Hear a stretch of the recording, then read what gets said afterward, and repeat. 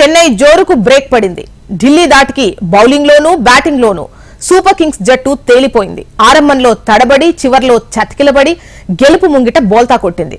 All round ప్రదర్శనతో Delhi Capitals జట్టు 20 పరుగుల తేడాతో విజయం సాధించి సీజన్లో బోణీ కొట్టింది. గత 4 ఐపీఎల్ మ్యాచ్ల్లో తమపై పైచేయి సాధించిన చెన్నైకు షాక్ ఇచ్చింది.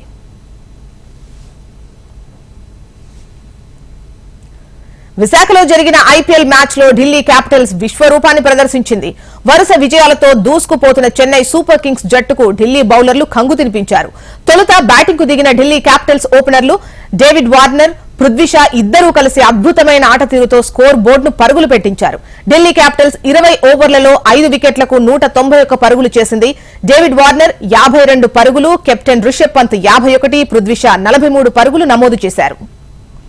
ఇక 192 పరుగుల భారీ ఛేదనకు దిగిన చెన్నైకు ఆదిలోనే షాక్ తగిలింది. ఫామ్ లో ఉన్న రచిన్ రవీంద్ర, రుతురాజ్ గైక్వాడ్లను ఖలీద్ అహ్మద్ వరుస ఓవర్లలో పెవిలియన్ చేర్చాడు. దీంతో చెన్నై 7 పరుగులకే 2 కీలక వికెట్లు కోల్పోయింది. ఆ టైంలో అజింక్య రహానా, డారెల్ మిచెల్ జోడీ ఆదుకున్నారు.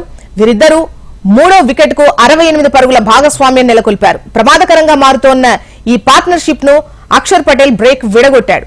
చివర్లో ధోని, జడేజా కాసేపు పోరాడినా చెన్నై టార్గెట్ ను చేరుకోలేకపోయింది. 20 ఓవర్లలో 6 వికెట్లకు 171 పరుగులు చేసింది. చెన్నై సూపర్ కింగ్స్ జట్టును తన బౌలింగ్ ప్రదర్శనతో కట్టడి చేసిన Khalil Ahmed player of the match award దక్కించుకున్నారు.